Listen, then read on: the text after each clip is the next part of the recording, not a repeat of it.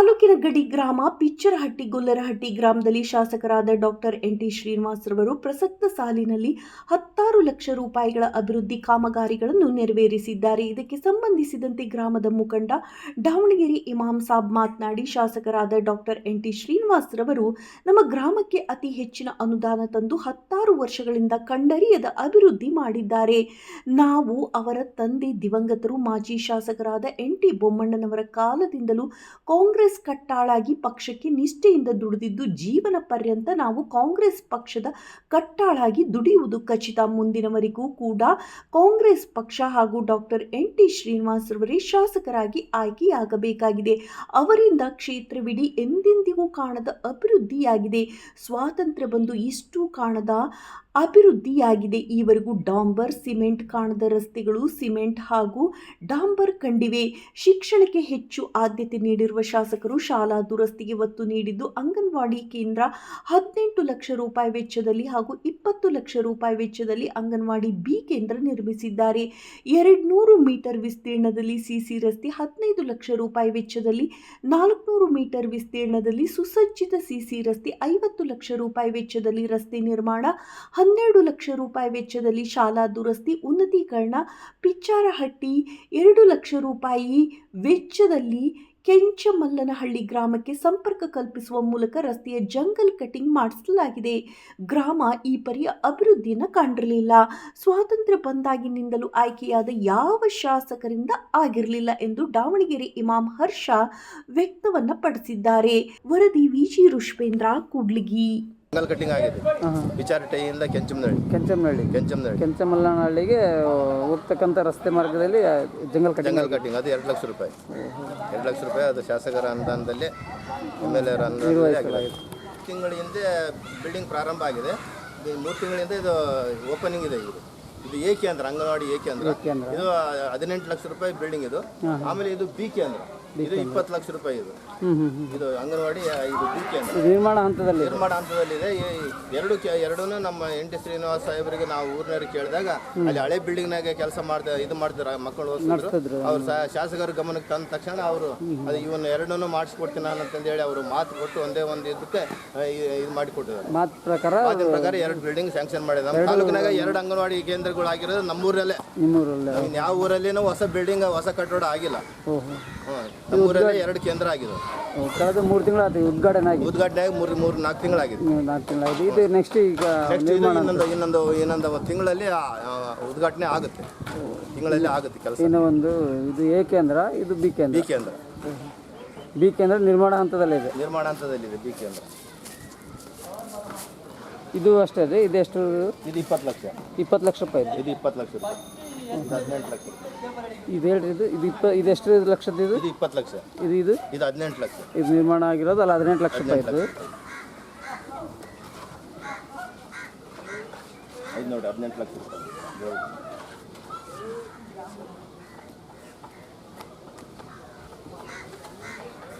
ಕೆಲಸ ಮಾಡೋದು ತಗೊಳ್ಬೇಕು. ಕೆಲಸ ಮಾಡೋರು ಇವರು ಕೂಡ್ಲಿಗೆ ಬಾರ್ಡ್ರ್ ಊರಿಂದ KK ಹಟ್ಟಿಯಿಂದ ಬಂದಾರೆ ಕೆಲಸ ಮಾಡೋಕ್ಕಿಲ್ಲ. ಯಾವ ಊರು ನಿಮ್ಮದು? ಕೂಡ್ಲಿಗಿನ ಎಲ್ಲರದು ಕೂಡ್ಲಿಗಿನ KK ಹಟ್ಟಿನ ಬೇರೆ ಕೂಡ್ಲಿಗೆ ತವನೆ KK ಹಟ್ಟಿ. ಅಲ್ಲಿಂದ ಬರ್ತೀರಿ ದಿನ ಬಂದು ಇಲ್ಲೇ ಇದಾರೆ ಕೆಲಸ ಮಾಡೋಕ್ಕಿಲ್ಲ. ಇಲ್ಲ ಆಲ್ಟ್ ಮಾಡ್ತೀರಾ? ಇಲ್ಲ ಆಲ್ಟ್ ಮಾಡ್ತಾರೆ. ಇದು ಕೆಲಸ ಇನ್ನು ಎಷ್ಟು ಪ್ರಮಾಣ, ಇನ್ನು ಎಷ್ಟೈತ್ರಿ ವರ್ಕ್? ಇನ್ನು ಎಷ್ಟು ದಿನದಾಗ ಆಗುತ್ತೆ? ಅಲ್ಲ, ಇನ್ನು ಎಷ್ಟು ದಿನದಲ್ಲಿ ಆಗ್ಬೋದು?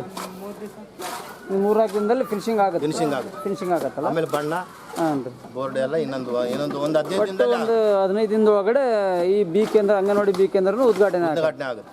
ಉದ್ಘಾಟನೆ ಮಾಡ್ತಾರೆ. ಸಾಹೇಬ್ರು ಕರೆಸಿ ಉದ್ಘಾಟನೆ ಮಾಡಿಸ್ತೀರು.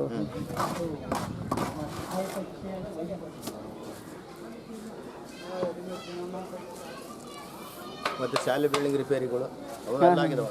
4 ಬಿಲ್ಡಿಂಗ್, 5-6 ಬಿಲ್ಡಿಂಗ್ ಮಾಡ್ಕೊಂಡು ಇಲ್ಲಿಂದ ಮೇಲೆ ಹೋಗಿ ಅಲ್ಲಿಂದ ಕುಡಿಯೋಕೆ ಅಲ್ಲಿ ನೀರು ಇದಾಗುತ್ತೆ. ಈ ಶಾಸಕರು ಇದನ್ನು ಭಾಳ ಮುತುವರ್ಜಿ ವಹಿಸಿ ಮಾಡ್ಬೇಕಂತಂದು ಹೇಳಿ ಇದನ್ನು ಮಾಡಿಸಿರೋದು. ಇಲ್ಲಿ ನಮ್ಮ ಸುತ್ತಮುತ್ತ ಎಲ್ಲಿ ಇಲ್ಲ ಶಾಲೆಯಲ್ಲಿ ನೀರಿನ ಒಂದು ಸೌಲಭ್ಯ, ಈ ಥರದ್ದು ಸೌಲಭ್ಯ ನಾವು ಕೇಳಿದಾಗ ನೀರಿಂದು ಮಕ್ಕಳಿಗೆ ಭಾಳ ಇದೆ ಸರ್ ಅಂತಂದೇಳಿ ನಾವು ಶಾಸಕರಿಗೆ ಕೇಳಿದಾಗ ಅವ್ರು ಇಲ್ಲ ಇಮಿಡಿಯೇಟ್ಲಿನೇ ಇದನ್ನು ನೀರಿಂದು ಇದು ಸ್ಯಾಂಕ್ಷನ್ ಮಾಡಿ ಇದನ್ನು ಇದು ಮಾಡಿ ವ್ಯವಸ್ಥೆ ಮಾಡಬೇಕು. ಶುದ್ಧ ಕುಡಿಯುವ ನೀರಿನ ಘಟಕ.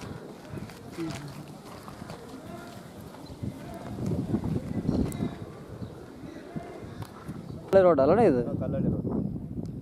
ಇದು ಪಿಚ್ಚರಟ್ಟಿ ಇದು ಪಿಚ್ಚರಟ್ಟಿ ಹೋಗುತ್ತೆ, ಇದು ಕಲ್ಲಳ್ಳಿಗೆ ಹೋಗುತ್ತೆ. ಇದು ಕಲ್ಲಳ್ಳಿ ರಸ್ತೆ.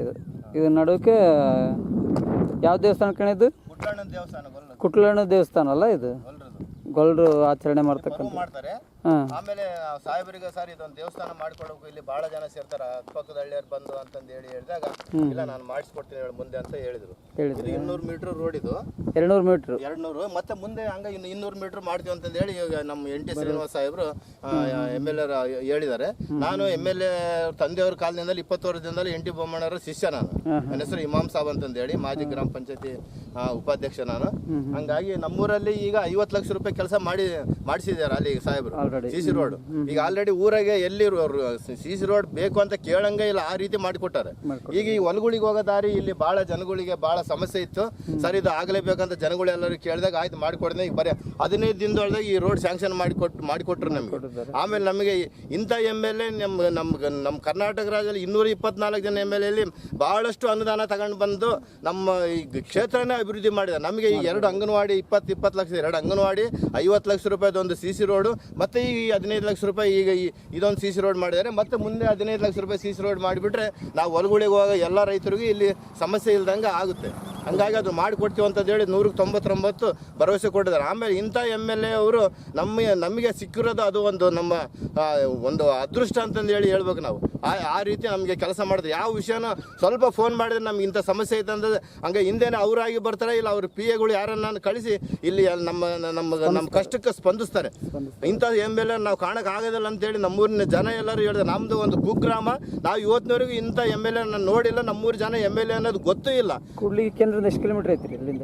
ಕೂಡ್ಲಿಗಿ ಕೇಂದ್ರ ಇಲ್ಲಿಂದ ಒಂದು 45-50 ಕಿಲೋಮೀಟರ್ ಬಾರ್ಡ್ರ್ ಹಳ್ಳಿ ಕೂಡ್ಲಿಗಿ ತಾಲೂಕು ಬಾರ್ಡ್ರ್ ಹಳ್ಳಿಯಾಗ ನಾವು MLA ಅವರು ಪ್ರತಿಯೊಂದು ಸಣ್ಣ ಮಗುವಿಗೂ MLA ಅನ್ನೋದು ಎಲ್ಲರಿಗೂ ಪರಿಚಯ ಆಗಿದೆ. ಅಷ್ಟು ಒಂದು 10 ಸಾರಿ ನಮ್ಮೂರಿಗೆ ಬಂದು ಭೇಟಿ ಕೊಟ್ಟಿದ್ದಾರೆ. ಆಮೇಲೆ ಮತ್ತೆ ಈಗ ಅಂಗನವಾಡಿ ಬಿಲ್ಡಿಂಗ್ ಓಪನಿಂಗ್ ಇಷ್ಟ್ರಾಗ ಬರ್ತಾರೆ ಅವರು. ಟೋಟಲಿ ಎಷ್ಟು ಅನುದಾನ ಕೊಟ್ಟಿದ್ದಾರೆ ನಿಮ್ಮ ಹಳ್ಳಿಗೆ? ನಮ್ಮ ಹಳ್ಳಿಗೆ ಕನಿಷ್ಠ ಈಗ ಒಂದು 1.5 ಕೋಟಿ ರೂಪಾಯಿ ಮೇಲೆ ಅನುದಾನ ಕೊಟ್ಟಿದ್ದಾರೆ. ಏನೇನು ಕಾಮಗಾರಿಗಳು? 2 ಅಂಗನವಾಡಿ ಬಿಲ್ಡಿಂಗ್ ಆಗಿದ್ದಾವೆ, ಒಂದು 6 ಶಾಲೆ ಬಿಲ್ಡಿಂಗ್ ರಿಪೇರಿ ಆಗಿದ್ದಾವೆ, ಒಂದು 50 ಲಕ್ಷ ರೂಪಾಯಿ CC ರೋಡ್ ಮೈನಾರಿಟಿದಾಗಿದೆ. ಈಗ ಮತ್ತೆ ಇದು 15 ಲಕ್ಷ ರೂಪಾಯಿ ರೋಡ್ ಹಾಕಿದ್ದಾರೆ. ಮತ್ತೆ ಈಗ 15 ಲಕ್ಷ ರೂಪಾಯಿ ಮುಂದುವರೆದ ಕಾಮಗಾರಿ ಅಂತಂದು ಹೇಳಿ ಮಾಡಿಕೊಡ್ತೀವಿ ಅಂತ ಹೇಳಿದ್ದಾರೆ.